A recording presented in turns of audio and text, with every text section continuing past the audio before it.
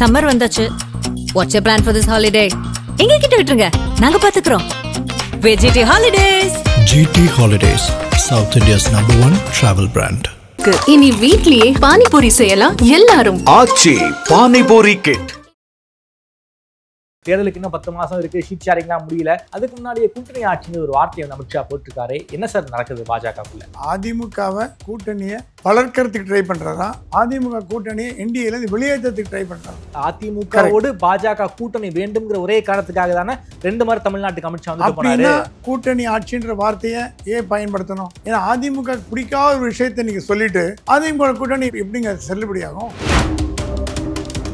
எனக்கு தெரிஞ்சு பழனிசாமி விஜயோட பேசிட்டு இருக்கதா கேள்விப்பட்டேன். விஜயோட, ஏன்னா அவர் தெரிஞ்சு போச்சு பிஜேபியோட வேலைக்கு ஆகாது. நீ என்ன வேணா ரெய்டு விட்டுக்கோ, என்ன வேணா இன்கம் டேக்ஸ் அமைச்சிக்கோ, என்ன வேணா இடி அமைச்சிக்கோ. அவர் ஒரு லெவலுக்கு மேல எங்க ஒரு மனிதனை எவ்வளவுதான் அடக்கி வைக்க முடியும்? அமித்ஷா கூட்டணி ஆட்சியில உறுதியா இருக்காருன்னு எடப்பாடிக்கு தெரிஞ்சு போச்சு. ஓகே, அமித்ஷா உறுதியா இருக்காரு. மகாராஷ்டிரா, பீகார், யூபி அதெல்லாம் சொன்னார் அமித்ஷா. அந்த வேலை இங்க செல்லுபடி ஆகாதுங்க. தமிழ்நாட்டோட கல்ச்சரே வேற. இங்க திராவிடியன் பெல்ட், இது திராவிடியன் கல்ட்டிங். இங்க போய் உங்க எல்லாம் வேலைக்கு ஆகாது. நீங்க அவங்க வழியிலேயே போய் வரணுமே தவிர திடீர்னு நீங்க வந்து குதிச்சு இருந்து நாளை காத்தால் நாங்க தான் முதலமைச்சர் அப்படின்லாம் பிளான் பண்ணி மணக்கோட்டை கட்டினீங்கன்னா இருக்கிற மண் கோட்டை தகுந்து போடும். அமித்ஷா வந்தது நோக்கம் தெரியுமா உங்களுக்கு? எதுக்கு சார் வந்தாரு? ராமதாஸ் உட்கார வச்சுட்டு பாமக கூட்டணியில் ராமதாஸ் இருக்குன்னு காட்டுறதுக்கு பிளான் பண்ணார். அது ஃபெயில் ஆகி போச்சு. ஏன்னா அமித்ஷா சொன்னாராம், போன வாட்டி நான் வந்து பழனிசாமியோட உட்கார்ந்தேன், இந்த வாட்டி பழனிசாமி பிளஸ் டாக்டர் ராமதாஸ், அன்புமணி எல்லாரோட உட்கார்ந்து என்டிஏ கூட்டணி பலமா காட்ட போறேன்னாராம். அமித்ஷாவுடைய தமிழ்நாடு வருகை ஃபெயிலியர், அமித்ஷாவோட மதுரை வருகை ஃபெயிலியர். நேத்தி வந்த கூட்டம் ஏக் அப்படின்னு சொன்னாங்க. ஏபிசிடி ஏ. அவரை கேட்டேன், அமித்ஷாவான்னு கேட்டேன். இல்ல, ஏ ஃபார் அண்ணாமலைன்னாங்க. அத்தனையும் அண்ணாமலை ரசிகர்கள் வந்த கூட்டம் நேத்தி. அண்ணாமலைன்னு பேர் சொன்ன உடனே அந்த கைத்தட்டல் அடங்கவே இல்ல. அவரால் என்ன பண்ண சிரிக்கிறார். இப்ப தவற உணர்ந்திருப்பாங்க அவங்க. ஆதரவாளர்களுக்கு அன்பு வணக்கம். இன்று நம்மோடு மூத்த பத்திரிகையாளர் திருமதி பிரகாஷம் சுவாமி அவர்கள். வணக்கம் சுவாமி சார். வணக்கம். அமித்ஷா மதுரைக்கு வந்திருக்காரு. மீனாட்சி அம்மன் கோவில எல்லாம் தரிசனம் பண்ணிட்டு மிகப்பெரிய ஒரு கூட்டம். அங்க வந்து மேலையில அமித்ஷா அவர்கள் பேசியிருக்காரு. திமுகவை ரொம்ப கடுமையா அமித்ஷா வந்து விளாசியிருக்காரு. அதெல்லாம் எப்போதுமே அமித்ஷா வந்து பேசுறதுதான். ரொம்ப முக்கியமாக பொலிட்டிக்கலா நாம என்ன பார்க்கணும்னா, தமிழ்நாட்டில் வந்து அதிமுக பாஜக கூட்டணி ஆட்சி அமையும் அப்படிங்கிற ஒரு விஷயத்த வந்து மேடையில பேசியிருக்காரு. அதுதான் இன்றைய தமிழ்நாட்டுடைய ஹாட் டாபிக். கூட்டணி ஆட்சிங்கிற ஒரு வார்த்தையை வந்து காயின் பண்ணி அமித்ஷா பேசியிருக்காரு. இன்னைக்கு வரைக்கும் அதிமுக தரப்புல இருந்து அபிஷியலா எந்த ஒரு ரெஸ்பான்ஸும் வரவே இல்லை. என்ன நடந்துகிட்டு இருக்கு? தேர்தலுக்கு இன்னும் 10 மாசம் இருக்கு. ஷீட் ஷேரிங்லாம் முடியல. அதுக்கு முன்னாடியே கூட்டணி ஆட்சிங்கிற ஒரு வார்த்தையை வந்து அமித்ஷா போட்டிருக்காரு. என்ன சார் நடக்குது பாஜகக்குள்ள? பாரதிய ஜனதா கட்சியில என்டிஏவை வளர்க்கறதுக்கு அமித்ஷா ட்ரை பண்றாரா, இதை என்டிஏ உடைக்கிறதுக்கு அமித்ஷா ட்ரை பண்றாரான்றது நேத்தி அந்த விழாவில் நல்லா தெரிஞ்சு போச்சு. எனக்கு புரியல என்ன காரணம்னா, இன்னும் அதிமுகவை கூட்டணியை வளர்க்கறதுக்கு ட்ரை பண்றாரா, அதிமுக கூட்டணியை என்டிஏல இருந்து வெளியேற்றத்துக்கு ட்ரை பண்றாரு. அதிமுகவோடு பாஜக கூட்டணி வேண்டும்ங்கிற ஒரே காரணத்துக்காக தானே 2 முறை தமிழ்நாட்டுக்கு அமித்ஷா வந்து போனாரு. கூட்டணி ஆட்சின்ற வார்த்தையை ஏன் பயன்படுத்தணும்? ஏன்னா அதிமுக பிடிக்காத ஒரு விஷயத்தை நீங்க சொல்லிட்டு அதிமுக கூட்டணி எப்படிங்க செல்லுபடியாகும்? அதிமுக முதலேன்னு சொல்லிட்டு வருது, கூட்டணி ஆட்சி கிடையாது, நாங்கள் என்டிஏல அலையன்ஸ்ல வரோம், நாங்கள் தான் ஆட்சி அமைப்போம், அதிமுகவோட ஆட்சியாக தான் இருக்கும். ஏன்னா ஜெயலலிதா எம்ஜிஆர் கனவுப்படி கூட்டணி ஆட்சிங்கிறது கிடையாது. எப்படி கருணாநிதி ஸ்டாலின் சொல்கிறாங்களோ அதே கொள்கையை எடப்பாடி எடுத்திருக்காரு. அவருக்கு அந்த உரிமை உண்டு. நீங்கள் எடப்பாடி சொல்கிறாரு கூட்டணி ஆட்சி கிடையாது, நீங்கள் சொல்கிறீங்க 2 தடவை அமித்ஷா வந்து கூட்டணி ஆட்சி தான் தமிழ்நாட்டில். அப்போ என்ன ஒரு முரண்பாடு என்டிஏக்குள்ள? ஏன்னா என்டிஏல வந்து நீங்கள் தான் அதிமுக மிரட்டி கிரட்டி உருட்டி கிரட்டி எல்லாம் பண்ணி ஆன் ட்விஸ்ட் பண்ணி அலையன்ஸில் கொண்டு வந்தீங்க. சரி, கொண்டு வந்தீங்க. கொண்டு வந்து 2 பேர் மேடையில் ஒத்துக்கினீங்க, பேசுனீங்க, கூட்டணி இருக்குன்னு சொன்னீங்க, எல்லாம் முடிஞ்சு போச்சு. இப்போ திடீர்னு அந்த மீட்டிங்கில் கூட அதுக்கப்புறம் கூட எடப்பாடி வந்து கிளாரிஃபிகேஷன் கொடுத்தார், கூட்டணி ஆட்சி கிடையாது, அதிமுக ஆட்சி மட்டும்தான். அவர் ரொம்ப டீசெண்டாக பேசிட்டு போயிட்டார். அவர் வந்து அமித்ஷாவை தாக்கலை, அமித்ஷாவை திட்டலை, அமித்ஷான்ற பேரே எடுக்காம கூட்டணி ஆட்சி கிடையாது, தமிழ்நாட்டில் அதிமுக ஆட்சி தான் சொல்லிட்டு போயிட்டார். இந்த சமிக்கை கூட அவர் புரியாம அமித்ஷா மறுபடியும் கூட்டணி ஆட்சின்னு சொன்னார்னா, ஏங்க நான் ஒன்னே ஒன்று கேட்குறேங்க, திமுக கூட்டணி ஸ்ட்ராங்காக இருக்கு. ஆமாம், ஸ்ட்ராங்காக இருக்கு, ரொம்ப ஸ்ட்ராங்காக இருக்கு. அது ஒன்று அது கிட்ட போக முடியாது. அது எதிர் கூட்டணி அதிமுக கூட்டணி ஸ்ட்ராங்காக இருக்கணுமா வேண்டாமா? ஸ்ட்ராங்காக இருக்கணும்னா எங்கான பாஜக வந்து தலைமையில் போட்டி போட்டு தமிழ்நாட்டில் முதலமைச்சராக பாஜக முதலமைச்சர் வர்றதுக்கு வாய்ப்பு இருக்கா? நீங்கள் சொல்லுங்கள். அரசியலில் ஏபிசிடி படிக்கிற மாணவன் கூட பாஜக தலைமையில் போட்டி போட்டு கூட்டணி ஆட்சி வரும், பாஜக தமிழ்நாடு முதலமைச்சர் இந்த 26 தேர்தல் வருவான்னு யாரும் சொல்ல போகிறதில்லை. நம்ம வந்து ஒரு பத்திரிகையாளராக தான் பேசுவோம், நியாயமான முறையில் பேசுவோம். அப்படி இருக்கும்பொழுது அதிமுக வந்தாலே என்டிஏ கூட்டணி வந்தால் மாதிரி தான் உங்களுக்கு கணக்கு. அப்போ நீங்கள் என்ன கூட்டணி ஆட்சி நடுவில் பேசுறது? அப்போ நீங்கள் கூட்டணியை இந்த அதிமுக உறவை முறிச்சிக்க பார்க்குறீங்களா? அவங்க கண்டிப்பாக முடிச்சுப்பாங்க. எனக்கு தெரிஞ்சு பழனிசாமி விஜயோட பேசிட்டு இருக்கதா கேள்விப்பட்டேன். விஜயோட, ஏன்னா அவருக்கு தெரிஞ்சு போச்சு பிஜேபியோட வேலைக்கு ஆகாது, நீ என்ன வேணால் ரெய்டு விட்டுக்கோ, என்ன வேணால் இன்கம் டேக்ஸ் அமைச்சிக்கோ, என்ன வேணால் இடி அமைச்சிக்கோ. அவர் ஒரு லெவலுக்கு மேலே ஏங்க ஒரு மனிதனை எவ்வளோ தான் அடக்கி வைக்க முடியும், எவ்வளோ தான் அமைக்க வைக்க முடியும்? கூடையை போட்டு கோழியை வந்து மூடினா கூட கத்த தான் கத்தும். கோழிக்கே அந்த குணம் இருக்கும்போது ஒரு மனுஷனுக்கு குணம் இருக்காது சொல்லுங்கள். இவர் பார்த்தாரு, இவர் வேலைக்கு ஆகாது, அமித்ஷா கூட்டணி ஆட்சியில் உறுதியாக இருக்காருன்னு எடப்பாடிக்கு தெரிஞ்சு போச்சு. ஓகே, அமித்ஷா உறுதியா இருக்காரு. அமித்ஷா உறுதியா இருக்கார். What about ஆனா தமிழ்நாட்டில் இருக்க பாஜக தலைவர்கள் கூட அவ்வளவு உறுதியா இல்லை. அவங்க கள நிலவரம் தெரிஞ்சவங்க. சொல்றாங்களா, ஐயா இது சரிப்பட்டு வராதுங்க, தமிழ்நாட்டில் வந்து அதிமுக தான் வரட்டும், நம்ம ஒரு 5-6 மந்திரி கேட்டு வாங்கிக்கலாம், உள்துறை அமைச்சர் வாங்கிக்கலாம், கூட்டணி அந்த மாதிரி பண்ணலாம். ஆனா முதலமைச்சர் வந்து அதிமுக தான் இருக்க முடியுமே தவிர அவங்க ஏதாவது 1-2 கேட்டு பார்க்கலாம். நம்ம இப்பவே டிமாண்ட் பண்ண முடியாது. என்ன நடக்குங்க? அதிமுக பாஜகவுக்கு வேலை செய்யாது. சிம்பிள், அவ்வளோதான். கிரவுண்டில் செல்லாது. ஏன்னா ஒரு தொண்டனும் கன்ஃபியூஸ் ஆகி கிடக்கிறான். அவன் கேட்பான், பாஜக கூட்டணி ஆட்சி வரத்துக்கு நான் ஏன்டா வேலை செய்யணும், எனக்கு என்ன தலைவிதி, நான் வேலை செய்ய மாட்டேன். பாஜக படுதோல்வி அடையும். இந்த தேர்தலில் என்டிஏ கூட்டணி போட்டால் கூட அதிமுக தோக்கடிக்கும். ஏன்னா அதிமுகக்கு தனியாக எப்படியும் மெஜாரிட்டி வந்துட போகிறது. நீங்கள் வந்து பாஜக ஜெயிச்சாலும் சரி, ஜெயிக்காட்டே சரி, கவலை இல்லை. அந்த சீட் அவ்வளோ சீட் 100-150 சீட்லாம் கொடுக்க போகிறதில்ல. 50-40 கொடுத்தா ஜாஸ்தி பாஜகவுக்கு. அந்த 40ல் 10 பேர் ஜெயிச்சு 30 பேர் தோத்தா கூட அவங்களுக்கு ஒன்றும் அரசாங்கம் அமைக்கிறது எந்த ப்ராப்ளம் இருக்க போகிறதில்ல.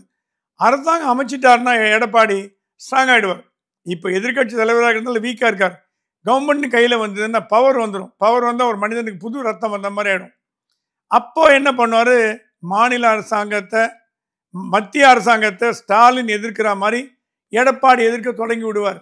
கண்டிப்பாக என்டிஏ விட்டு வெளியில் வர்றது மட்டும் இல்லை, நாளைக்கு முதலமைச்சர் ஆகிட்டார்னா மத்திய அரசாங்கத்தை எதிர்க்க அளவு கூட அவரால் பண்ண முடியும். நீங்கள் கேட்கலாம், அவர் மேலே இடி கேஸ் இருக்குது, அந்த கேஸ் இருக்குது, கொடநாடு கேஸ் இருக்குது. எல்லாம் எந்த அரசியல்வாதி மேலே கேஸ் இல்லைங்க. இந்தியாவில் ஒரு அரசியல்வாதி மேலே கேஸ் இல்லையா சொல்லுங்கள் பார்க்கலாம். கர்நாடகாவில் இவ்வளோ கலாட்டா நடந்திருக்கு, அங்கே கூட தான் எல்லார் மேலேயும் கேஸ் போட்டிருக்காங்க.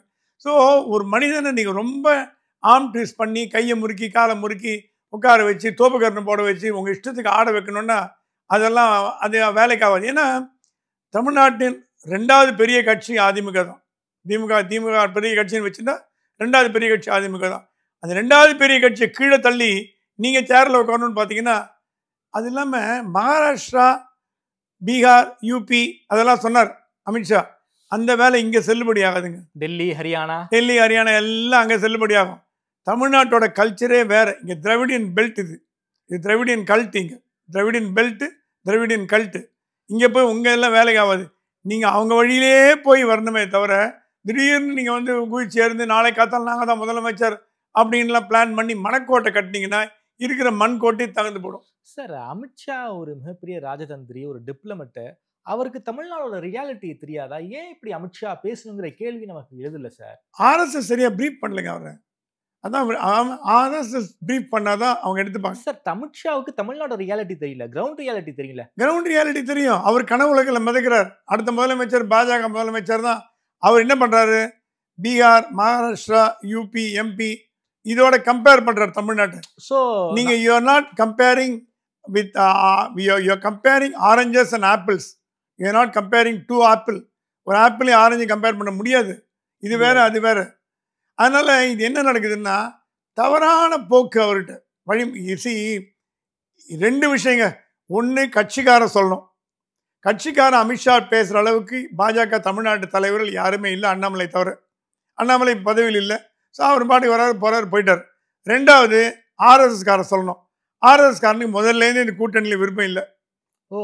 ஆர்எஸ்எஸ்க்கு இந்த கூட்டணியில் முதல்லேருந்து திராவிட கட்சிகளே வேண்டாம், திராவிட கட்சிகளே வேண்டாம், நம்ம தனித்து போட்டி போடலாம்னு சொல்லிட்டு இருக்கு. கொஞ்சம் கொஞ்சமாக வின் பண்ணலாம், சீமான் மாதிரி 10, 5, 20 அப்படின்னு வின் பண்ணலாம்னு சொல்லிட்டு இருக்கு. சீமான் வின் பண்ணல, பட் அந்த ஐடியாவில் போயிட்டு இருக்காரு. சீமான் வந்து அவருடைய ஓட் பேங்கை வந்து 8-10% கொண்டு போகிறோம். நம்ம 15-20 கொண்டு போய் அடுத்த தேர்தலில் ஜெயிக்கலாம். 3வது, இன்டெலிஜென்ஸ். இப்போ அமித்ஷா நம்பி இருக்கிறது இன்டெலிஜென்ஸ் தான் நம்பி இருக்காரு. இன்டெலிஜென்ஸ் தவறான தகவல்கள் கொடுக்கப்படுகிறது. ஐபி வந்து நீங்கள் தான் ஜெயிப்பீங்க, உங்களுக்கு தான் ஆதரவு இருக்குது, எங்கே பார்த்தாலும் மோடி அலை வீசுது, மோடி வேவ் இருக்குது, தமிழ்நாட்டில் இளைஞர்கள்லாம் மோடிக்கு ஓட்டு போடுவாங்க அப்படின்னு ஒரு தவறான தகவல்கள் கொடுத்தா அதை பேஸ் பண்ணி ஒரு உள்துறை அமைச்சர் பேசுகிற பேச்சை நீங்கள் சொல்லுங்க. நான் என்ன சொல்கிறேன், இப்போ என்ன பாஜக தமிழ்நாட்டில் வளரணும், அதுக்கு யார் கையாக பிடிச்சிருந்தா போனால் அதுக்கு ஆதிங்க கை கொடுக்குது, இந்தாங்க கையை கொடுக்குற பிடிச்சிக்கான்னு சொல்லுது. நீங்கள் அது கையை உருவி விட்டுட்டு நீங்கள் மேலே நிற்க எப்படிங்க முடியும்? கூட்டணி ஆட்சிங்கிறது அவங்களுக்கு பிடிக்கலன்னு தெரியும். திருப்பி திருப்பி திருப்பி திருப்பி அதையே நீங்கள் இன்க்ரீஸ் பண்ணீங்கன்னா அப்போ என்டிஏவை நீங்கள் உடைக்கிறீங்களா வாழ வைக்கிறீங்களான்னு கேள்வி வருது இல்லை. ஏன்னா என்டிஏங்கிறது வாஜ்பாய் உருவாக்கின என்டிஏ, அவர் தான் முதல்ல உருவாக்கினார். திமுகவே என்டிஏக்குள்ளே கொண்டு வந்தார். அவ்வளோ பெரிய அரசியல் ஞானி அவர். Is true statesman of India. அப்படிப்பட்ட உருவாக்கின என்டிஏவை ஏன் இந்த மாதிரி சீழ்படுத்துறீங்க? சரி, இந்த வாட்டி என்னாச்சு? நீங்கள் என்ன பிளான் பண்ணீங்க இந்த வாட்டி? அமித்ஷா வந்தது நோக்கம் தெரியுமா உங்களுக்கு? ராமதாஸ் உட்கார வச்சுட்டு பாமக கூட்டத்தில் ராமதாஸ் இருக்குன்னு காட்டுறதுக்கு பிளான் பண்ணார். அது ஃபெயில் ஆகி போச்சு. கடைசி வரைக்கும் குருமூர்த்தி போய் ட்ரை பண்ணார் ராமதாஸையும். ஏன்னா அமித்ஷா சொன்னாராம், போன வாட்டி நான் வந்து பழனிசாமியோட உட்காந்தேன், இந்த வாட்டி பழனிசாமி ப்ளஸ் டாக்டர் ராமதாஸ் அன்புமணி எல்லாரோட உட்காந்து என்டிஏ கூட்டணி பலமாக காட்ட போறேன்னாராம். அமித்ஷாவுடைய தமிழ்நாடு வருகை ஃபெயிலியர், அமித்ஷாவோட மதுரை வருகை failure, absolute failure. That is what the reports given by IB ரிப்போர்ட்டே சொல்லிடுச்சு. அப்புறம் பாமக சண்டையை முடிக்கணுங்கிறதுக்காக தான் தமிழ்நாடு பிளான் பண்ணாரு. பாமக சண்டையை முடிச்சு வைக்கிறதுக்கு தான் எல்லாரும் போய் தூது போனாங்க. தைலாபுரம் போனாங்க, சென்னைக்கு போனாங்க, எங்கே போனாங்க, எல்லாம் வந்தாங்க. எப்படியாவது அமித்ஷா வரத்துக்குள்ள 2 பேரும் ஒன்னா சேர்த்து உட்கார வச்சுட்டு மேடையில் பிஎம்கே, ஏன்னா அமித்ஷா வந்து ரொம்ப பொறுமை இல்லாமல் இருக்கார்.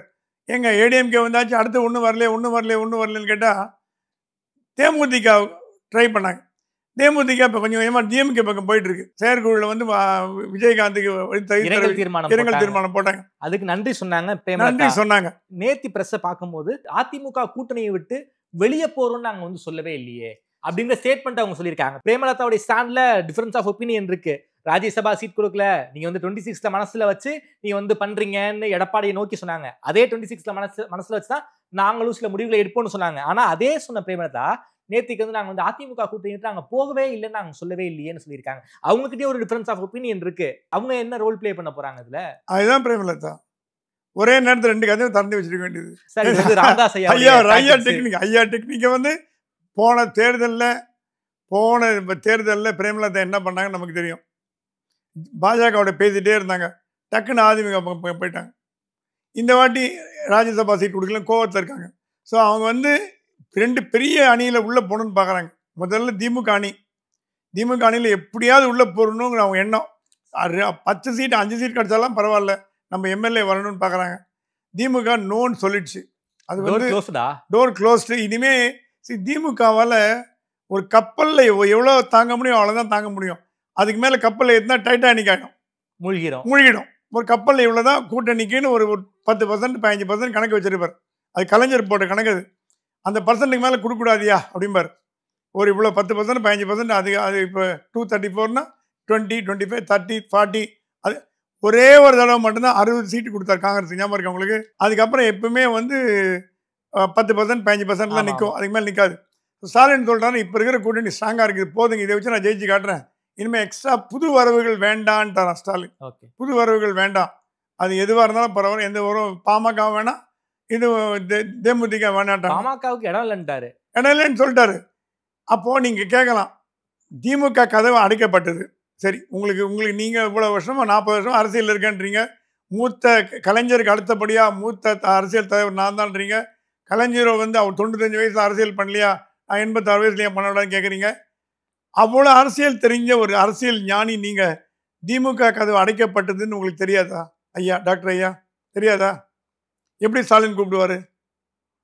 இப்போ நடக்கிற சண்டை கூட்டணி சண்டை இல்லை, சொத்து பிரிக்கிறதுல தகராறு. அதுதான் அன்புமணிக்கு இப்போ சொத்தெல்லாம் எழுதி வச்சுட்டு போனோம், இப்போவே வயசாகிடுச்சு, இப்போவே பண்ணுங்கிறாராம், உனக்கு கொடுக்க மாதிரி ட்ரஸ்ட்டு கொடுப்பேன்றாராம் அவர். இதுதான் பிரச்சனை போடுது இப்போ எனக்கு தெரிஞ்சு. மணி பிரச்சனை, லெகசி, அடுத்தது கட்சி தலைவர் யார், அடுத்தது பணம்லாம் யார் ஷேர் பண்ணிக்கிறது, அந்த ஷேர் பண்ணிக்கிறதுல டாக்டர் ஐயா சொல்கிறது ஈக்குவலாக கொடுக்குறேன், மகன் மகள் எல்லாருக்கும் பேரனுக்கு எல்லாம் ஈக்குவலாக கொடுக்குறேன். அன்புமணி அப்படி சொல்கிறேன், அப்படிலாம் கிடையாது, நான் தான் கட்சி தலை, எனக்கு தான் அதிகமாக கொடுக்கணும், கட்சியை நடத்த போகிறது நான் தான், நாளைக்கு பணம் இல்லைன்னா என் கை விட்டு போட முடியாது, கட்சி பணத்தை நீங்கள் என்ன தானம் பண்ணுறதுன்னு. ஸோ அங்கே நடக்கிற சண்டை வேற மாதிரி சண்டை. அப்பா மகனுக்குள்ள பர்சனல் வார். அது பாலிடிக்ஸ் இல்லை, பாச சண்டை இல்லை, பாத சண்டை இல்லை, கட்சி சண்டை இல்லை, அது பர்சனல் வைட்டமின் சண்டை. ஸோ அந்த சண்டையை தீர்க்க முடியாமல் அமித்ஷா கூட உட்கார முடியாமல் போச்சு. அமித்ஷா வந்து ஏங்க ஒரு யூனியன் ஹோம் மினிஸ்டர் ஒரு மாவட்ட செயலாளர் கூட்டத்துக்கு எங்கன்னா வருவாரா? என்ன கேவலமாகுது.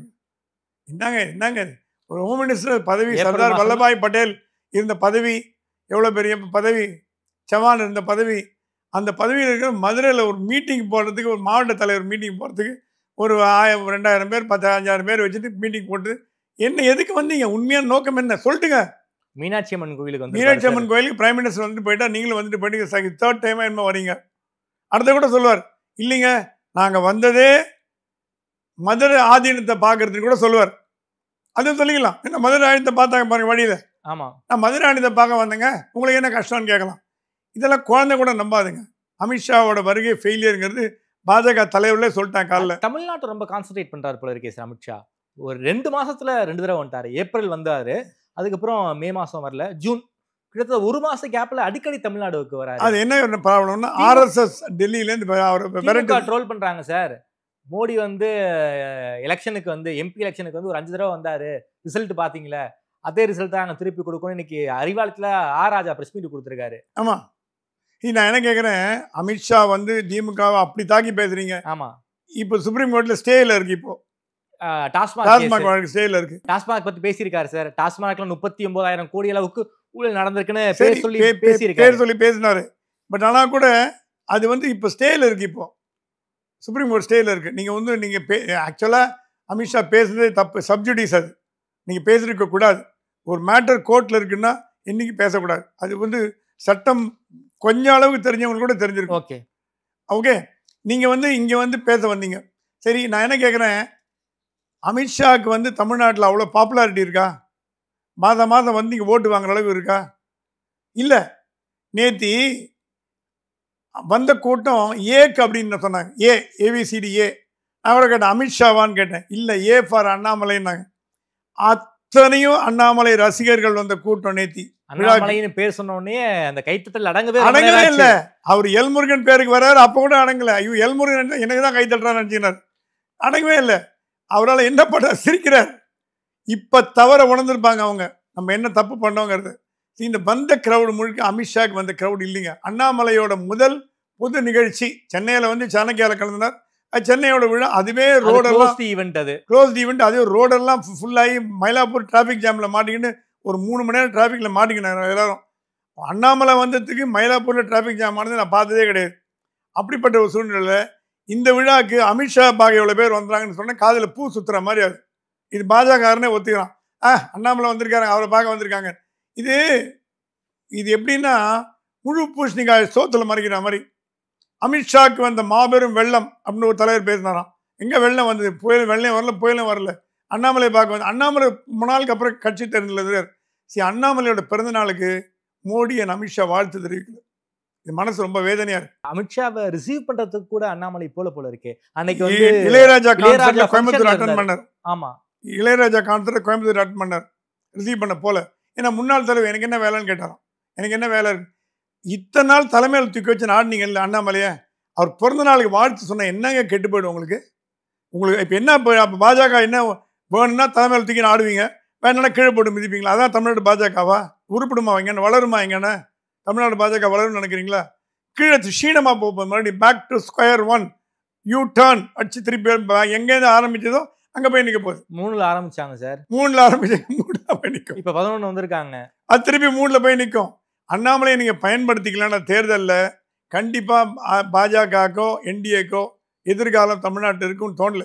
ஏன்னா அண்ணாமலை ஒரு வந்து அவருடைய ஆதரவாளர்கள்லாம் ரசிகர்கள் இல்லை, வெறியர்கள் ஆயிட்டாங்க.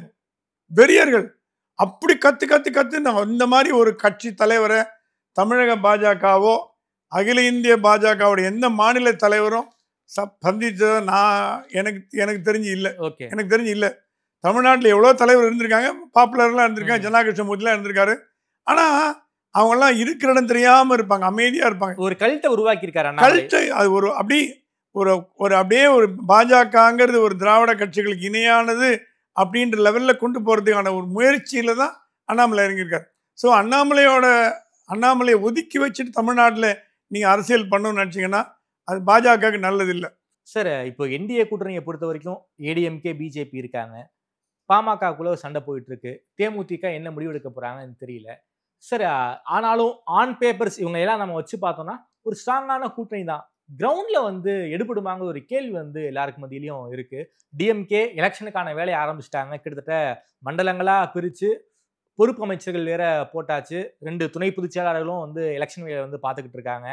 இப்படி திமுக வந்து ஓடிக்கிட்டே இருக்காங்க, எலெக்ஷன் ஃபீல்டுக்கு வந்து ஓடிக்கிட்டே இருக்காங்க. அந்த அளவுக்கு கிரவுண்ட்ல வந்து பிரசன்ஸ் அவங்க தெரியுது.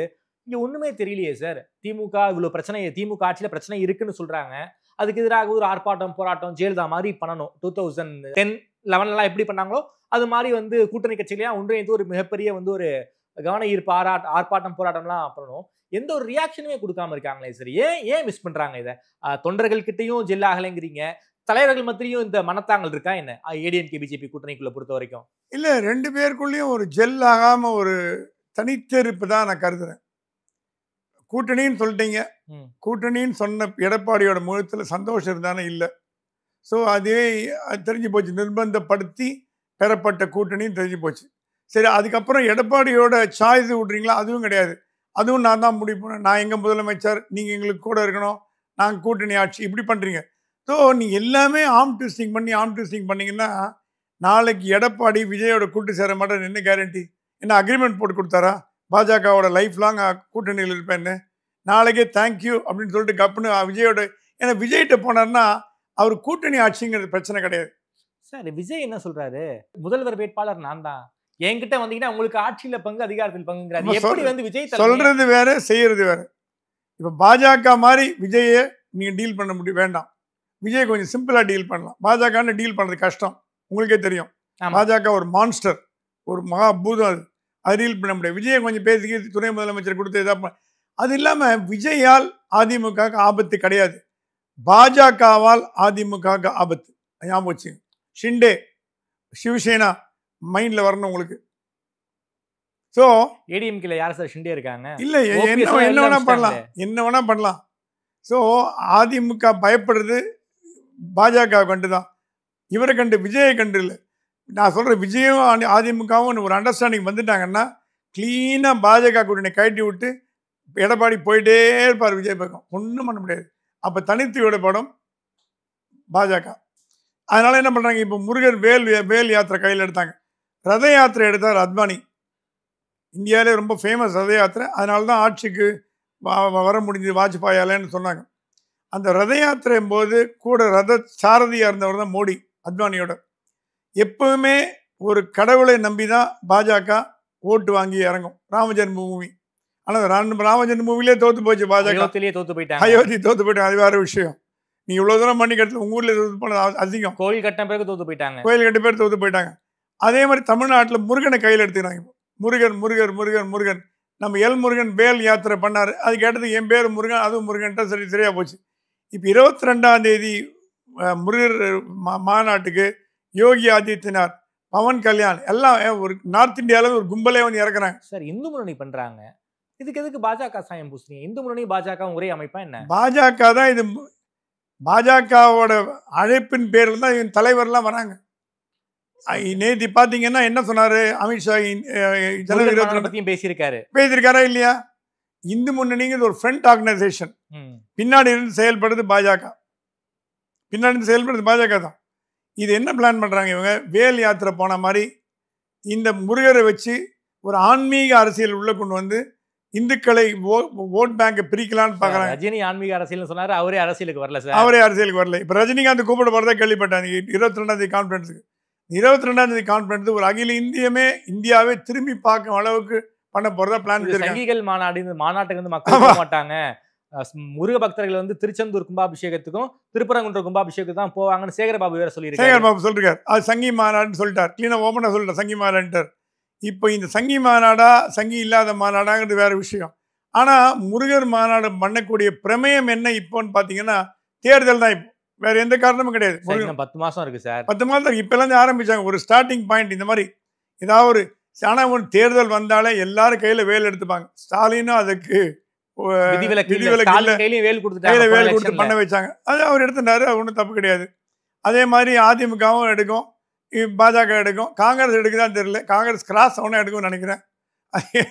என்ன கையில் எடுக்குதுன்னு தெரியல. ஆகவே இது என்னன்னா இது வந்து இந்த மாநாட்டிற்கு சீமான் அழைக்கப்படுவார் என்று ஒரு கேள்விப்படுறேன். சீமானுக்கு பத்திரிகை கொடுத்துருக்காங்க. சீமான் இது வழியா இந்த மாநாடு வர்றது வழியா கொஞ்சம் பாஜகவோட ஒரு நெருக்கமா இணக்கமா வரதுக்கு ஒரு வாய்ப்பு இருக்கான்னு கேட்டீங்க. இருக்குன்னு நான் சொல்லுவேன் சார். சீமான் நான் தனித்து தான் போட்டி போட போறேன்னு சொல்லிட்டாரு சார். நான் வந்து யாரு கூடயும் கூட்டணி கிடையாது, இந்த எலெக்ஷனும் வழக்கம் போல யாரு கூடயும் கூட்டணி கிடையாது, தனித்து தான் போட்டி போடுவேன்னு சொல்லிட்டாரு. எப்படி பாஜகவோட வருவாரு? சொல்லுவாருங்க. எல்லாமே தேர்தலுக்கு முன்னாடி வரைக்கும் பேசுற வீரவசனம் எல்லாம் போயிருக்குங்க. தேர்தல்னு வந்துடுச்சுன்னா சீமானோட கட்சிக்காரங்க யாரும் தனியா போட்டிட்டு தோக்கணும்னு ஆசைப்படல. இந்த வாட்டி தனியா போட்டிட்டான சீமானுக்கு வாக்கு சதவீதம் உயரும். 8% 10% ஆகும், 15% ஆகும். 2வது இடத்துக்கு வரலாம். ஜெயிக்க முடியுமான்னு முடியாது. அவங்க கட்சி தொடர் இன்னும் 10 வருஷம் காத்துட்டு இருக்க தயாரா இல்லை. ஒரு 4-5 பேரா எம்எல்ஏ ஆனு பார்க்குறாங்க. நீங்கள் ரியாலிட்டிக்கும் ப்ராக்டிகாலிட்டிக்கும் நடுவில் வச்சு பார்க்கணுங்க. ரியாலிட்டிங்கிறது வேற, ப்ராக்டிக்கல்ங்கிறது வேற. ரியாலிட்டிங்கிறது பாஜகவோட தயவு இருந்தால் ஒரு 5-6 சீட்டு வரலாம். அதிமுக தயவு இருந்தால் வர முடியாது. அதிமுக தயவு பாஜக கூட்டணின்னு சொல்கிறேன். ஐ மீன் என்டிஏ விச் இன்க்ளூட்ஸ் ஏடிஎம்கே பற்றி நான் சொல்லலைன்னா இப்போ அதிமுக கூட்டணியில் இருக்கு, நாளைக்கு இருக்குமான்னு தெரியாது. பாஜக கூட்டணியில் அதிமுக நாளைக்கு இருக்குமான்னு தெரியாது சார். என்ன சார்? ஏன்னா விஜயோட போச்சுன்னா இந்த பக்கம் டாடா காமிச்சு போயிடுவாங்க. அவங்கள நீங்கள் நிர்பந்தப்படுத்தி கூட்டணியில் வச்சுக்கப்பட்டது. அதிமுக சின்ன கட்சி இல்லைங்க. Okay, it's not a small party. ஒரு சின்ன ஒரு நேத்தி வந்து கட்சியாக நினைக்காதீங்க. அது கொங்கு ஈஸ்வரன் கட்சி மாதிரி, கொங்கு மாநாடு கட்சி மாதிரி கிடையாது. இட்ஸ் அ நேஷனல் பார்ட்டி மாதிரி, ஆல் இண்டியா அண்ணா டிஎம்கே. அது நீங்கள் மிரட்டி உருட்டி திரட்டி பண்ணி பார்த்தீங்கன்னா அவன் டாடா பைபை காமிச்சு போயிட்டான்னா எல்லாம் போயிடும். ஆனால் சீமான் இந்த மாநாட்டுக்கு வந்தார்னா, வருவாரான்னு தெரியாது, வந்தார்னா அவருக்கும் பாஜக உள்ள உறவு, அவருக்கும் அதிமுக உள்ள உறவு பலப்படும் நான் நம்புறேன். ரொம்ப நன்றி சார். ரொம்ப விரிவாக பேசியிருக்கீங்க. அமித்ஷாவுடைய வருகை ஃபெயிலியர், மதுரைக்கு வந்ததே வந்து பாமக நடக்கூடிய அப்பா மகன் சண்டையை முடிச்சு வச்சுட்டு எப்படி எடப்பாடி பக்கத்தில் உட்கார வச்சு ப்ரெஸ் மீட் கொடுத்தாரோ அதே மாதிரி ப்ரெஸ் மீட் கொடுக்கலாங்கிற மைண்ட் செட்டுக்கு தான் வந்து தமிழ்நாட்டுக்கு வந்து அமித்ஷா வந்தார். அமித்ஷாவுடைய எண்ணம் முழுக்க ஃபெயிலியர் ஆயிடுச்சு. அதே போல் அதிமுகவை மிரட்டி நீங்கள் வந்து பண்ணி வைக்க முடியாது. அதிமுக நினைச்சாங்க அப்படின்னா இங்கே தனியாக கூட போக வாய்ப்பு இருக்கு. அதிமுகவை பற்றி பிஜேபி இன்னும் புரிஞ்சிக்கவே இல்லைன்னு கள்ள நிலவரத்தை ரொம்ப வெளிப்படையாக பேசியிருக்கீங்க. நேரில் கொடுத்து பேசி நன்றி சுவாமி சார்.